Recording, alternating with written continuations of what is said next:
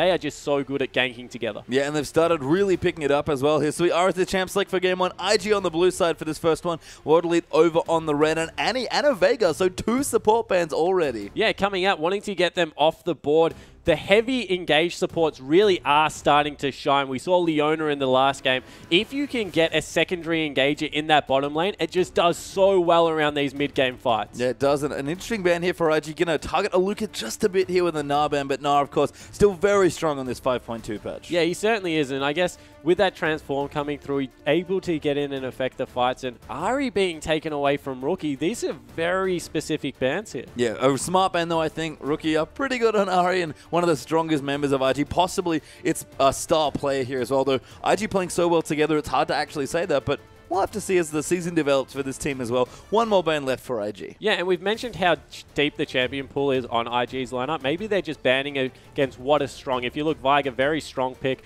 Ahri, very strong pick. Just take them off the board. Yeah, you know, don't worry too much about target bans. Ninja not being looked at here either. Again, World Elite, I think, still building up their resume as far as their picks and their potential goes. But Lysandra, the last ban there for IG, another pretty standard ban. And World Elite have got one more left now. Yeah, so last standard ban to come through might be something like Aurelia or maybe even like a Maokai. Get rid of like those bricks in the top lane.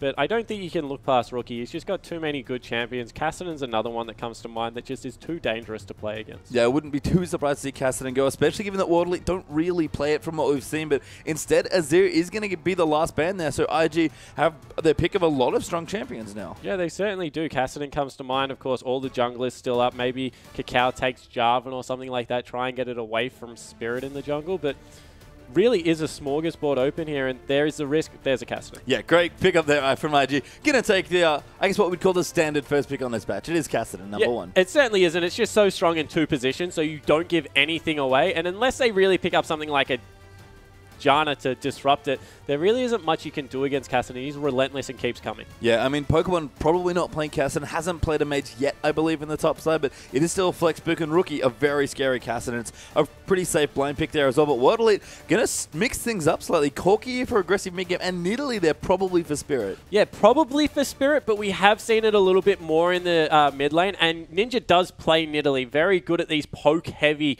mid laners, so wouldn't be surprised if it went there, but it's just so strong in the jungle at the moment. Yeah, and IG now going to get their next 2 picks. We'll see what they do want to go for. There's Cacao, of course, looking very dapper there in his garb there for the Chinese New Year break, and he's pretty happy about this game back finally after the break and looking to continue form that he started just in week 5. Yeah, it certainly is, and I like the next 2 picks that come through. They're really facilitating towards Rookie and Cacao here. 2 dive-heavy people and getting rid of the Morgana. So no Black Shield to stop that Assault and Battery coming through. Rookie dives on top with Kassadin as well, and they just delete someone off the map. We've seen it used to great effect. We saw it last game with Lupa and Dade. Very similar tactic coming through here. Really similar. We talk about, duos that like to dive. Cacao Rookie really do like to dive, and Cacao's going to get some help there. Possibly the best looking Vi so far in the LPL. Yeah, definitely, and I think that when you look at the champions STYZ plays as well, the hyper carries, he does have Corki in this game, but I think that this will be something that IG will consider revisiting if STYZ does want to go towards a Jinx, does want to go towards something like that. Yeah, and even Ninja's champions as well. He plays like pretty immobile, high damage mid laners, at least recently. You can buy-ult them as well, and Nivea's a great target. Yeah, it certainly is, and really does catch her out because needs to stay alive to get that Storm going for a long period of time to get the persistent damage out. Janna and, I guess, the Maokai being picked away here. World Elite has had a good draft so far. They have. I mean, it's not the World Elite we've seen in the last few weeks, I guess, where they've looked quite comfortable on some off-meta picks, but they're taking a lot away here from IG. I like the steal of Maokai away from Pokemon. Janna, of course, a very solid champion. So IG have, plenty of things here. They've got a very strong comp already, but that would be very different if they do want to pick those up. Yeah, it certainly would be. I'd expect a Mundo to come out here because Maokai really can't get through, but if they go with the Jace, that will be a top lane Kassadin. Yeah, so they actually are going to, looks like, give it over to Pokemon. Graves there, the pick for Kid. Pretty standard stuff, but is Jace last pick there for IG? So Pokemon's going to have a very different role now in this team. Yeah, he certainly does. He needs to be able to get in there and, I guess, really help Cacao take out that Corki or whatever is taken into the mid lane here. So very different role. I think that first 2 items, Kassadin actually has a very similar playstyle to Maokai. It sounds really silly because one's a huge tank and one's a very, I guess, assassin-heavy top laner. But you go the roller, you go into the Zhonya's Hourglass, and your job is to get in the back line and then disrupt. So very similar role. It's after that where Maokai gets extremely unkillable and Kassadin goes into a very mobile threat that they differ. But the first couple of items, Pokemon should be relatively comfortable. Yeah, I mean, we'll have to see. It's a big change here. But last pick, Ezreal's going to go to Ninja, one of his most comfortable champions, and a fine matchup here against what we assume is the Jace. Yeah, and I like the Ezreal pickup. We mentioned that Corki augments poke comps very well. Throw an Iceborne Gauntlet or a Trinity Force for even more damage and a Jungle Nidalee. They can group as 3 from maybe even the 12-minute mark when that second blue buff is about to come up and really start shoving down these lanes. And we really have seen a great effect of poke comps with this Nidalee coming back into the meta. I mean, we have, but my worry, I guess, for World Elite is that, A, it's different to what we've seen, and that's not necessarily bad. It's just not what we've seen them do so far. And for me, you have to get ahead early and mid. You have to kind of get ahead and stay ahead to win with a poke comp. Yeah, it certainly does. And we're about to see the jungle matchup. That's what really worries me about it, because you've got a Vi going against a Nidalee, and if they ever meet one-on-one, Vi is going to absolutely, I guess, punch Nidalee up. Yeah, really just beat her up. I mean, Vi pretty good at breaking cedars. There's Cacao versus Spirit, of course, so pretty interesting jungle matchup. Rookie going to take, you know, a champion that he's known for, at least in the past here, and Ninja taking comfort there as well, but that's very poke-heavy in the mid lane. Yeah, it certainly is extremely poke-heavy in a back-and-forth lane, because Ezreal can E out of that to the skies and help out a lot to get rid of a lot of the damage. So I think that that is one to watch and really does need to be focused on. Yeah, and I do like the swap up there as well. Again, Morgana versus Janna, pretty, I guess, defensive supports. They do like to protect their carries more than just, you know, going aggressive. We're not going to see big engage from UJ or from Kitties here as well, which they've both played. So, again, some different comps, but we'll see what happens. We're just about to get under the rift.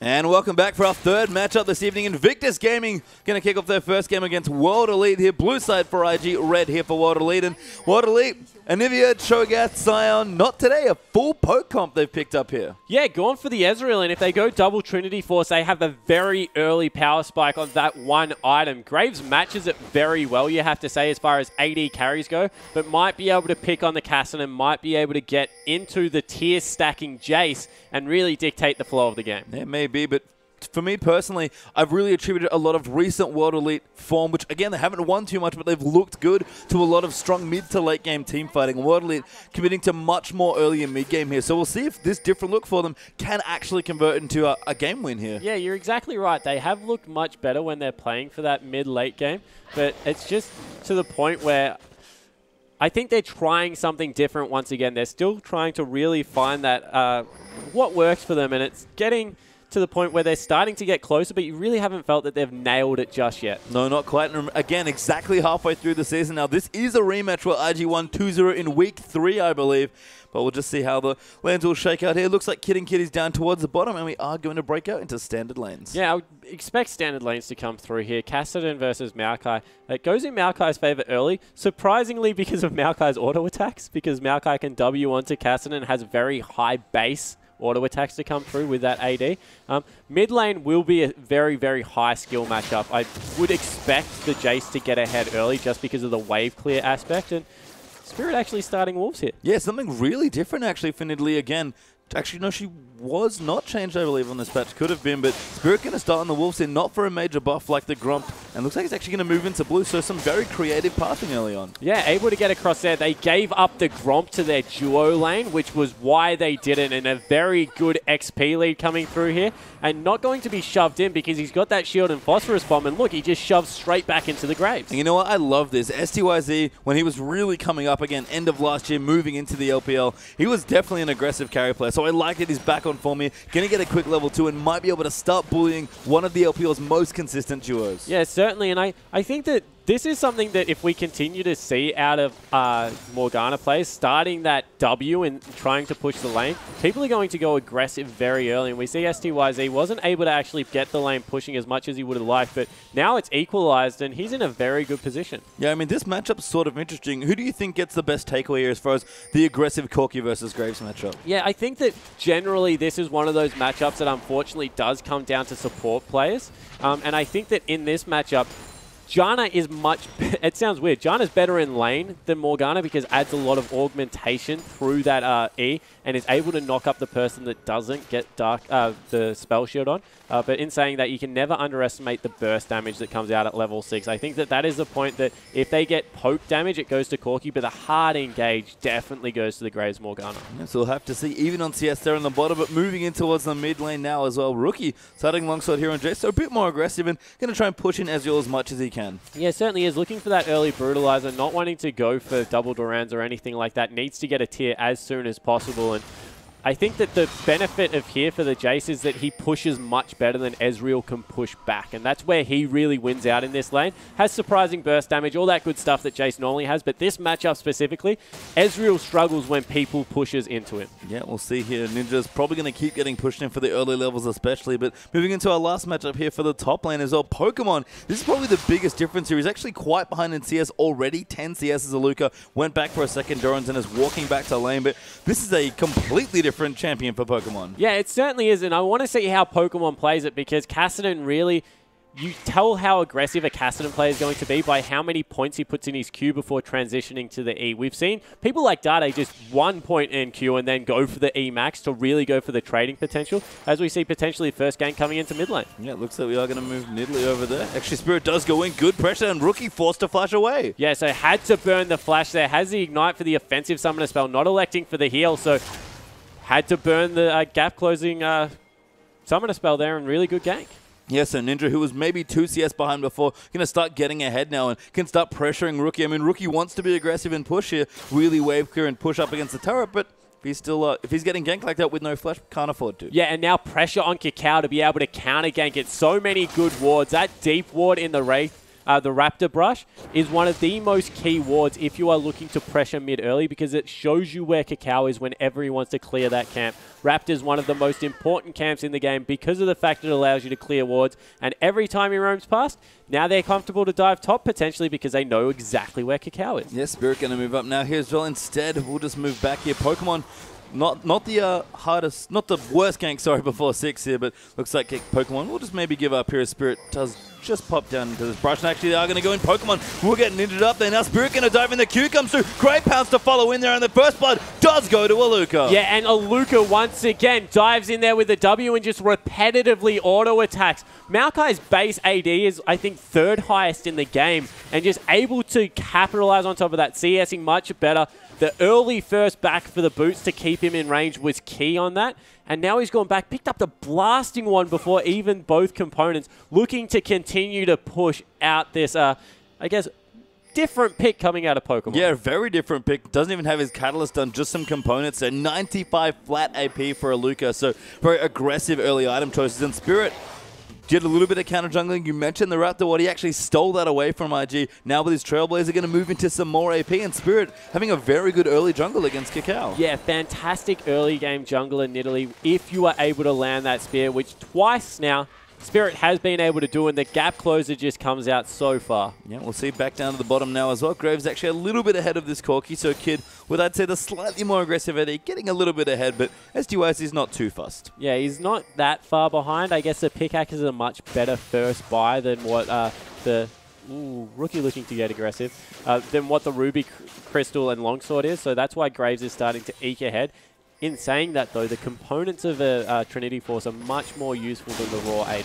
Yeah, Spirit actually here, level 6 now, going to jump on top of the Dragon with a Pink Ward right in the pit and just try and solo it away. IG actually pushed up in the bottom side, and Kakao's here, and they still don't know that Spirit's in the pit doing Dragon. Yeah, and I can't believe Kakao hadn't warded that because Nidalee just does Dragon so quickly from early on in the game and farms extremely well. Now collapsing, but that's a level 6 Nidalee before the buffs have spawned for a second time, just spawning now. Yeah, and the kill that he got on the top side, the pressure he was able to get, some of the camps he took away here, just a very quick level 6, a good Trailblazer early on, and Ninja now going to get the blue buff. Yeah, it certainly is, and once again, you see Aluka utilizing that auto attack whenever he can, just beating through the shield, not throwing any errant spells into it, and he's really started to bully this top lane now, repetitively shoving in, looking to get every advantage possible. Yes, TYZ is forced to back away, but does get back to the safety of his minions. Again, Kidsgraves getting a bit more aggressive here down towards the bottom side of the map, but Wardlet already have the first dragon, 1,000 gold ahead actually as well. STYZ, he's more than happy if he's just staying a little bit behind here. Yeah, he certainly is. He's waiting on that level 6, the Sheen and Phage to be finished up where he can start poking out in this lane. As I said, if it turns into a poke lane, Corky's going to be happy. He'll win it.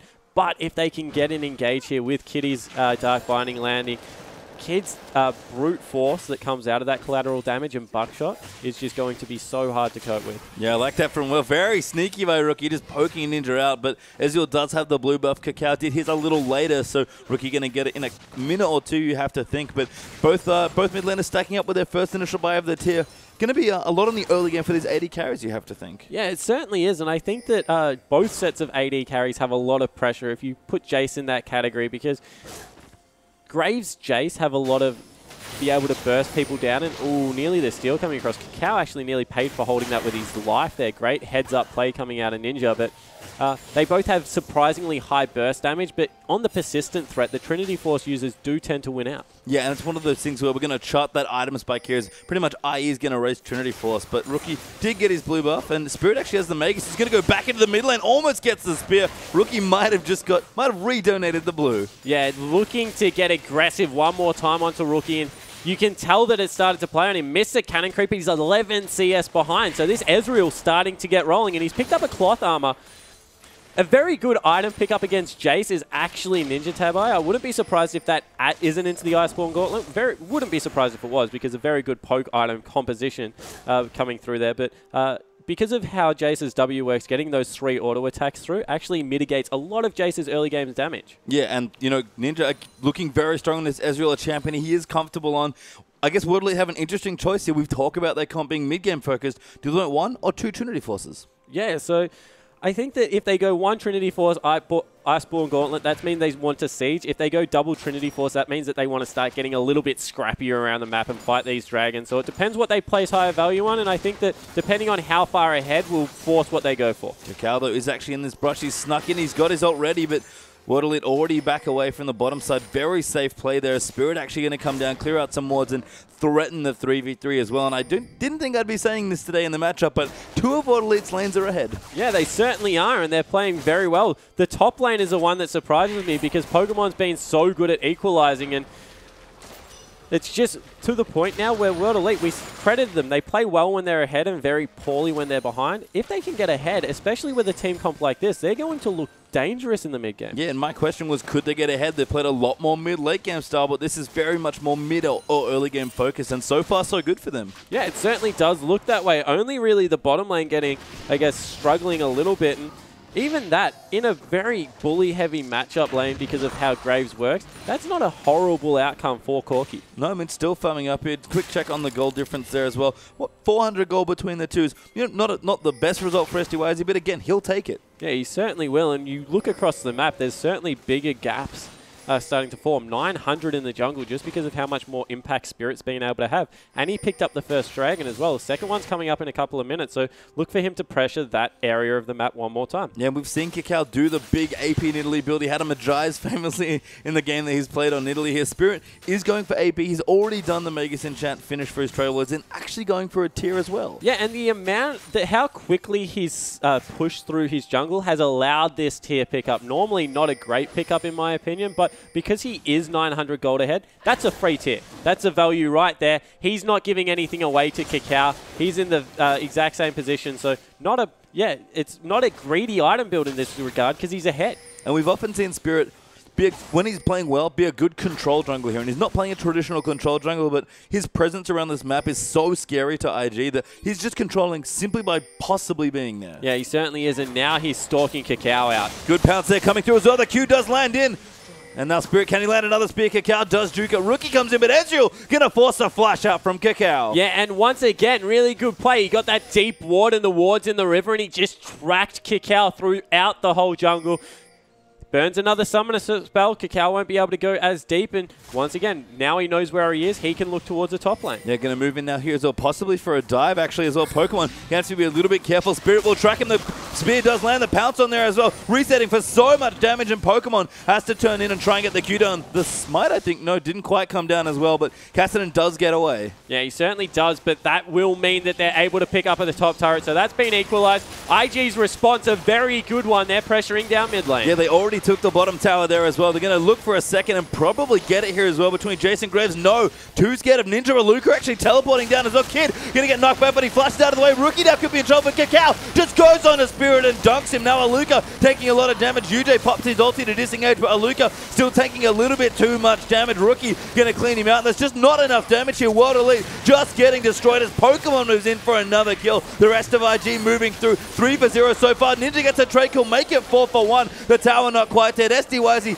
holding on for dear life. The tower goes down. Pokemon moves in for STYZ. It might be another kill here, but Rocket's firing back. Simply a 4-1. Yeah, and wow, what a turnaround fight for IG. We mentioned if it gets into a poke battle that World Elite will win out. I don't know why they would go for a hard engage. Graves turned around and chunked the whole lineup, allowing for Pokemon to dive in there as a Cassidy. And if there is one situation you want to be in as a Cassidy, it is going forward, using that Force Pulse to slow everyone and clean up team fights. Yeah, especially against a team that, like you said, it just wants to sit back and poke. Cassidy pretty good at saying no to that sort of stuff and hard engaging, but World Elite at least will pick up a Constellation Dragon. Yeah, so they grab the Dragon, but the danger here is that they've got 2 Dragons, but given up the early game gold advantage, and they don't really need the stats that come out of Dragon because they're Trinity Force users. They don't use the raw stats. What they needed was the early gold lead, the early control over the map to be able to use this poke comp to take down structures.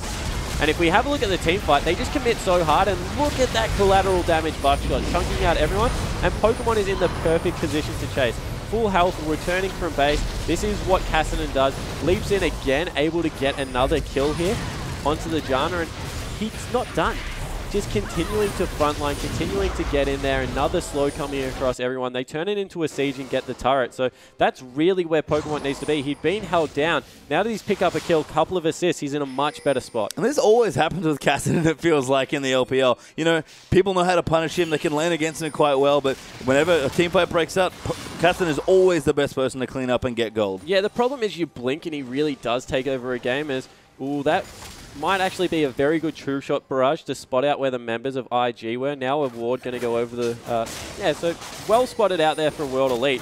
But you're exactly right. Cassidy is one of those people that you keep him down for such a long time. You have one bad fight and he explodes. Yeah, and our Pokemon, who was, you know, actually kind of down here, still down in CS actually to Aluka, having a much better time. Rotavate is completed for both top laners now as well. Pokemon's still behind in gold actually versus Aluka, but he's starting to power up, and all Cassidy really needs at this point is time. Yeah, and the problem is that Aluka will get more tanky and will become, I guess, very hard to deal with. But they have a very good team comp to deal with Maokai because it's a lot of persistent damage, not a lot of burst damage that will be mitigated by that ultimate. Jace is going to sit there and continue to use his W, get those Muramana procs through and really start chunking him out. Whereas Cassidy, he has a field day. He's got 2 AD carries to choose from. To jump on top of, really tie down along with this Vi pickup. So I guess will be much more effective in the late game than what the Maokai counterpart will be. Yeah, and again, that's sort of IG's comp here. World Elite, very narrow, very specific. That's sort of what happens when you pick Nidalee in the jungle, I feel. And IG, just a few more options here as well. STYZ, though, finally completes his Trinity Force. A little late there on that one. Just about the top end of where he could have finished it. Yeah, certainly. And we said that he was about 10 CS behind and he'll take that. 30 CS is not where he wants to be. And now it's to the point where I don't know if he can go toe-to-toe with the Jace. Got the level advantage, has been able to pick up a lot of those core items for Jace now with the Brutalizer and the cooldown reduction boots. Going to be able to poke out in this bottom lane very heavily. Yeah, and you mentioned cooldown boots there. Pokemon actually going for those as well. Yeah, so I guess if he goes a Morellonomicon now, he has the ability to chase in very quick succession, will starve himself of mana, but is a very, I guess, aggressive build. If he goes for something like a Zhonya's Hourglass, will be stuck in the position, but I think that it's because he doesn't feel that people are going to itemize magic resist this early in the game because there's a double AD comp on the other side of the rift, so just a little bit more The cooldown reduction boots Lucidity are actually one of the highest gold values for cooldown reductions in the game. Yeah, and I like the choice there from Pokemon, but we'll see what happens as the game develops a little bit more. IG 1,000 gold ahead now after World Elite were about the same just a few minutes ago. No Dragons here to contest. A couple towers still up on the outer ring there as well. IG currently lead the score there at 2-1, but Invictus Gaming starting to power up, and the mid-game threats especially, Graves and Jace, starting to get a lot of big items. Yeah, they certainly are, and I guess it's not being mirrored yet on the side of World Elite. Jace and Graves, really, after they get those 2 item spikes, if Jace is able to get the last Whisper within the next like 4 or 5 minutes, he's going to be very strong at 23 minutes, which will coincide with the next Dragon fight. So they need to be careful of that. Iceborne Gauntlet really does need to come through, and they need to start controlling the map. If you're playing a poke-heavy comp like this and you're behind in turrets, something has gone seriously wrong in the mid-game. Yeah, and you saw it before. That one big team fight that IG were able to win was the thing that went wrong, and World Elite now kind of backs up against it. Ninja looks like he'll be completing his 2-item spike pretty quickly here, presumably going to go back, finish up his Gauntlet, and does get it, and is 530 mana or so through the tier, so close to the transformation there as well. But I like that you mentioned Rookie's build, because for me, that is the jumping off point for Jace, when you have those 2.5 items. Yeah, it certainly is, because it coincides with your transform as well. So all of a sudden, you go from not doing much damage to being absolute out of this world with the transformation coming through, and we just saw there is getting on the way, 506 out of the 750, so he's looking at this point in the game to really accelerate on Jace and get his team in a winning advantage. Yeah, we have a lot of tiers in this game actually, and a lot of Rod of Ages, so lots of scaling power here for both sides, but still plenty of power. And when a lot of this is all going to coincide around the 20-25 minute mark, we've got a pretty explosive mid-game, especially with the Dragon coming back up in just over a minute. Yeah, we certainly will, and we see the poke coming out of Rookie, trying to chunk UJ out. He's just a little bit far away from that spike he wants. Maybe if the Dragon was 2 minutes delayed, he would be in his position. Wow. Yeah, Kakao though, going to ult in onto STYs. The heal flash out of the way. Kid X took a lot of damage. UJ though just face tanks the Kid ultimate, and the Luca has put him back in to protect his front line. Ninja going in a decent ulti there, but not quite enough burst damage, and everyone disengages. Yeah, more importantly though for IG, they managed to burn the Janna ultimate, so there is no way they can do that again until that cooldown is back up, which puts them in a fantastic position, because they still have the Kassadin to be able to slow people and allow the poke damage to come through. Yeah, you know, Kakao doesn't have his ulti, but you mentioned the Rift Walk. Pokemon can get in whenever he would like here as well, but World Elite going to set up some vision around this Dragon. It seems like back up in 15 seconds now. They'd love to get their third. Yeah, I guess the shining light here is the fact that Aluka, very full health, and Spirit does have that heal to be able to get people topped off. Yeah, Rookie actually diving forward there to the minions. STYZ will just back off here on the Corki, and actually now Kitty's going to get dove on. Aluka going very aggressive, does get hit by a Dark Binding. Kakao going to find the win there. Aluka though does pop his ulti, taking so much damage here, and the poke is just coming in. Aluka base tanking everything while the rest of his team pause poking. Kakao going to go down. The Pokemon are going to get low as well. Aluka will disengage. World Elite already get one kill. They're just going to kite and fight here and keep poking under the turret. Epsilon's already back. Kid gonna dodge some spears, and World Elite gonna get this tower. Yeah, and that is what the World Elite lineup was trying to do. Prolong the team fight, poke them out, make them go backwards and get rid of all that Rift Walk damage, and it gets them an objective, maybe even 2. Yeah, gonna get their second Dragon. It seems like Rookie gonna line up for the steal, but actually just doesn't even pull the trigger on the Shock Blast. Instead, World Elite will run back towards the mid side, pinging the outer turret there now as well. Yeah, so it looked like Rookie was hoping UJ would come around face check for that pink ward. He doesn't. They just transition into a mid lane push. This is going to be 3 unanswered objectives, and very well played from World Elite. Yeah, 280 Karazin in Italy, very good at pushing down turrets, and you can see the potential here for World Elite when they have those longer fights here and are able to poke out. Aluka played that fight fantastically. Yeah, he certainly did. He was able to zone and ate all of the damage at this point in the game with that Ninja Tab by just mitigating a lot of damage that comes out of Graves, as well as Jason. We already mentioned how good that passive on the item is to get rid of the W that Jace pumps through. No transformation, no last whisper. Rookie wasn't in a position to fight. I don't know why they did. I mean, they got a binding and thought they could get a pick, and unfortunately, Aluka just too tanky. And the other thing I love about his build, you mentioned his boots, love the pickup against the 80 heavy IG, but that early distortion upgrade is going to be very useful in this mid game. Yeah, it certainly is. It allows him to beat the Kassadin around the map in regards to teleports, but the flash engages, because at some point they do have to be able to pull the trigger. They can poke as much as they want, but if they can't get a hard engage in response, they're not going to get anything for it. So able to get in there with the flash twisted advance, will be able to help Aluka get exactly what his team wants. Exactly, and now Waterleet's starting to get a few more items ahead. The gold almost evened up here as well. Waterleet 800 gold ahead, excuse me, but STYZ, he's got a Trinity Force. He's moving in for his Bloodthirster now as well. Ninja working on the way, got his cooldown boots done, plus alongside we've got Frozen Heart almost finished up for Aluka as well. I mean, the items just across the board now coming up for World Elite. Yeah, they certainly are, and this is the position they wanted to be in. Transform will come in a couple of seconds for Ninja in the mid lane, and with that Iceborne Gauntlet just can set up the siege. It's a very control-heavy composition. Maokai is the best single tank lineup in the game. He just performs the duty so well because he's passive on his ultimate makes everyone else in his team tanky. So not only is he a very huge tanky threat to deal with, he making everyone else tanky just allows people to survive longer than they normally would and has very good disruption through that Q, as well as all of Janna's disengage. They have nearly a perfect disengage comp here. Yeah, they really do here, and you can see all these items are stacking up now as well.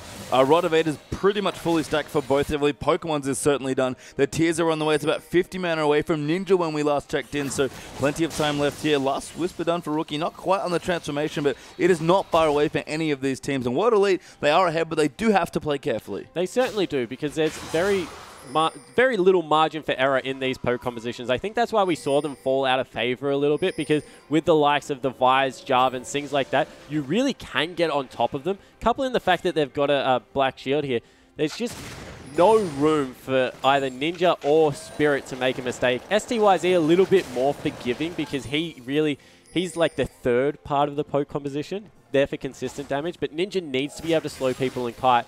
And if Spirit isn't chunking people with those spears, he's just not doing his job. Yeah, and I love that Spirit sort of identified what you said there and wants to make sure he does consistent damage. There is the transform done for Ninja, so he's ready to go on this Ezreal as far as the blue build's concerned. But and a quick Void Stuff there for Spirit, very cost efficient. Yeah, it's the most... Wow, as you see the damage that comes through from it right there. That's bad news because now they've got them completely out of position. Yeah, Aluka's down the bottom with his port ready to go. Great rotation here from World Elite. And these turrets just going to melt onto the Trinity Force BF Sword Corky. Yeah, and Cacao wanted to pull the trigger. No one in position. STYZ chunks the whole team. They grab the turret and rotate into the jungle. Very well played. Yeah, taking the red buff away as well. We're going to have UJ just swing in with the Janna. Got an Aegis here as well for, I guess, some of the latent Kassadin poke here, or maybe even some Morgana. I mean, Aegis just a good item, especially in sieges. And Spirit's positioning is fantastic here. Kid, in the end, has to burn the ultimate to clear out the wave, but Spirit making sure minions aren't in the way of his spears whatsoever,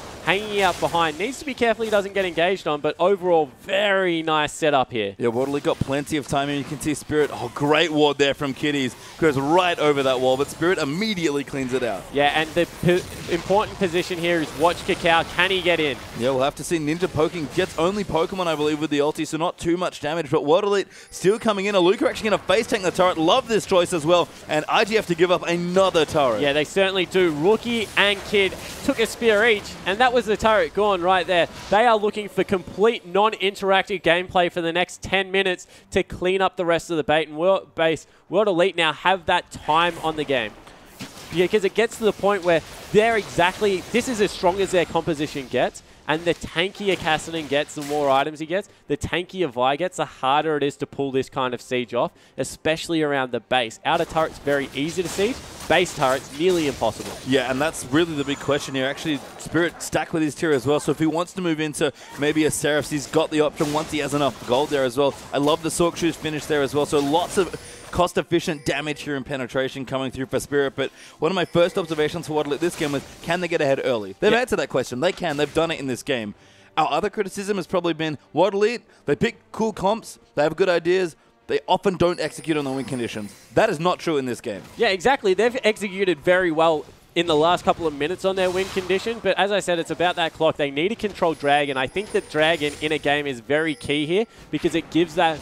Once they get the fourth dragon, it will force IG out of the base and into another poke scenario around the Dragon Pit. So I think that is very, very key, and the fact that they've controlled it from an early on now becomes crucial because IG weren't able to get any back when they were ahead. Yeah, and full points to Spirit there for that. That early dragon that he stole away from IG is going to parlay into a very swift fourth here for World Elite. IG are onto the Baron. Aluka does have teleport, but they know what's on. There's a ward in the back, and IG just going to run all the way over there. In fact, Ninja's already used his ulti. Yeah, exactly right. Using that on cooldown nearly as a scouting tool, just because of how Q affects the cooldown of it. Already has very high cooldown reduction, would be maxed out nearly from that. And he's having a terrific game, transitioning into the Blade of the Ruined King. Very nicely done. I like it to deal with what Kakao is bringing to the fold, and they're now setting up the siege in the mid lane. Yeah, when we've talked about Ninja looking good when he's comfy, he's looked probably most at home on Ezreal so far. Maybe Anivia if we want to talk about that as well. I mean, World Elite are going to look to poke. They're going to be careful about it here, but Spirit does so much damage. Yeah, he does silly damage at this point in the game just because of how he's built. I guess when you take a look at the Zhonya's Hourglass being picked up for Pokemon, that's key, because if he can slow the backline, Kakao might be able to get in. But that will be maybe a Randuin's coming out for this Maokai. And at this point in the game, he's nearly unkillable. Yeah, I mean, we talk about tanks and 3-item power spikes here. Aluka about to hit that stride very soon here in this game, and that's still 4 dragons for World Elite. They get a fight where they can siege on turrets. They're going to melt under 4 dragons. Yeah, they certainly are, and you can see how desperate IG are. Once again, going back towards the Baron. Can we sneak it away? The answer is no. Spirit has been completely on top of Kakao and dominated him in objective control. You wouldn't think that we'd be praising a jungler so much for 0, 1, and 2, but even his ganks early game really set the pace for World Elite. I mean, they did, and you know, you mentioned the kill score. This is a low kill scoring game, 7 kills already. This actually reminds me of IG's Nidalee game, where there was basically no kills, and Kakao completely took over the game. Yeah, certainly that seems to be the way that Nidalee forces a game. A little bit non-interactive, but isn't it fun to watch teams try and maneuver their way around the map and get that one step ahead that they need to be able to out-position. Once again, throwing that Ezreal ult across, making sure waves are pushing out, really trying to get everything in their favor. Yeah, and World Elite have been doing a lot of this very well. We talked about their execution of win conditions. They've done a lot of 1-3-1 split pushing this game, and you already mentioned it, they're very safe as a small unit with the Janna. Yeah, they certainly are. Janna is one of the best, I guess, 2 people plus the support. Janna just augments it so well. Morgana's the other one because you just can't dive on Morgana. Ooh. Still, is he actually going to get caught out there as well? Bleeding to death, but Spirit heals him up. He's going to be safe for now, but Pokemon, you know, I mean, Kakao going to move in as well. Everyone wants in. UJ tries to disengage, but Pokemon will not be denied. Now Aluka going to get locked up there as well, taking up a lot of damage on this Maokai. Gets healed there as well. Kitties almost gets killed by a spear there. Now Spirit does get chunked out by Rookie and has to be careful with the heal. Keep him in life. Rookie getting chunked down there as well. Pokemon, though, claims another kill as Ninja goes down. Yeah, and they're the 2 important members taking out the Corki and the Ezreal. So now Ninja can poke, I guess, but not Ninja, so Spirit can poke, but he can't really go in for the cleanup kill, and that means that they might open up the Baron. I mean, Aluka can look to dive in here, but Spirit has to do a lot of work with the spears here to get this done. Baron going to get shredded very swiftly under the double AD here, and they're going to try and clear out some more. Spirit, can he thread a few spears? Pokemon tanks that one very intelligently. Yeah, able to get rid of the first cooldown. Who does the next one hit? Aluka's in there. Yeah, he's actually going straight in the back there. Spirit going to dive in. Can he steal? He does get the Baron, and Kakao goes down, and that's actually very good news for World Elite. Now Rookie in the backline going to get shredded to pieces. Spirit is dead, but UJ and Aluka can just clean up enough. Kitty's going to run away. I don't think Maokai is going to be able to kill her, but everything goes right for World Elite. And everything went horrible for IG. They lost the Baron. They failed a flash over the wall that would have put Kid in perfect position to clean up the fight from safety. Wasn't able to get it. Now they've got a Baroned up siege composition with only Spirit going down. Well, Spirit has said you had to do a lot of work there, and you did work. Yeah, he certainly did. He was able to poke out Aluka. Massive credit getting in there. The execution damage, and that was the failed flash that nearly cost them the fight. Wasn't able to get the terrain advantage. Would have been able to get a lot of damage done over the wall. In the end, just wasn't to be. And my apologies, the award for Best Actor, in fact, goes to Aluka. He was the one that stole the Baron somehow as Maokai. Yeah, so it gets in there. That's what happens in a high-pressure situation. Just so much can go wrong, and in that case, it did for World Elite. And a very aggressive call coming out of Kakao, but wasn't able to secure it. Yeah, Spirit now Seraph's completed and an extra blasting one, so doing a lot of damage on the Nidalee. He's actually about 2,000 gold ahead of Kakao, who has 0 magic resist at this point in the game. Yeah, exactly right, and that's not a great place to be if you are Kakao. He does favor, I guess, going for that Hex Drinker into the Maw of Malmortius. We've seen him do it maybe to even a fault in the past, but hasn't been able to get it done this game. And I like the answer out of IG, not taking the foot off the pedal, going very aggressive builds here. There's nearly even a Phantom Dancer picked up for Graves. Kid looking to do as much damage as possible. IE coming out next for Rookie, which is a huge item spike. So I guess they're still in a position to do good things. It's just that World Elite, this is 6,000 gold, nearly a 5th Dragon, got the Baron buff. They're in complete control. Yeah, a great lead here, and I apologize, I told a lie here. There is a no Magic Mantle in Kakal's inventory, but no Locket here for IG to shake off some of this poke, or even use the active to shield it. World Elite in complete control right now, looking for their 5th Dragon in 35 seconds. Yeah, they certainly are, and the problem is that with the exception of Pokemon, very immobile team coming out of IG here, but all the repositions on World Elite means Summoner spells mean so much more for IG. They need the flashes. They need to be able to get in there, because if they can't really dominate and blow one person up, Ezreal, Corki, and Nidalee just become too elusive to deal with. They really do, Kieran. World Elite, I love their trinket choices, especially in this team comp. They've actually gone for double Scrying Orb with all this poke. Yeah, exactly right. Making sure that they don't have to face check anything, don't want to go anywhere near that Vi in a brushed area. And now, Graves is in the mid lane. This is going to be a 5th Dragon for free. Yeah, I mean, World Elite going to move in here. We could see a steal coming through here for IG, which would be a little bit of repayment for the Baron. But World Elite going to do this surprisingly quickly. Nidalee especially shreds this to pieces. They should be able to get it. They do get the 5th, but a great buckshot there. But Kakal's in the back, just gets eaten there by Spirit, and Kitties and Pokemon have to run away. This damage is insane there coming out from the Corki. Ninja gets the next kill. Pokemon going to go down for a double kill there for Ezreal, and this might just be it. Yeah, it certainly looks to be that way. Aluka goes in, able to get another kill. That will be the game secured, and World Elite come out and have an absolutely dominating performance on a hard-to-execute poke comp. And that is not what we thought we'd saying. IG tap the mat and surrender. World Elite, what a first game here against IG. Yeah, and what control and poise they showed. We said maybe they weren't into the position they wanted to be. They fell behind in turrets, but when they were able to pick up that one advantageous team fight, ran over the top of IG, and they did it through fantastic objective control. Yeah, and you might not have been able to see it too easily behind the moustache face mask there by Spirit, but he was beaming after that win. Yeah, he certainly had a good game. Once again, it was a very low kill game, 18 kills in 34 minutes, but he just led the charge as far as poke went, being able to dictate flow of the game and really secure everything his team needed. And you know what, STYZ? Shout out, very solid game, 0-1 and 5. Not a pretty looking score on Corki, but fine.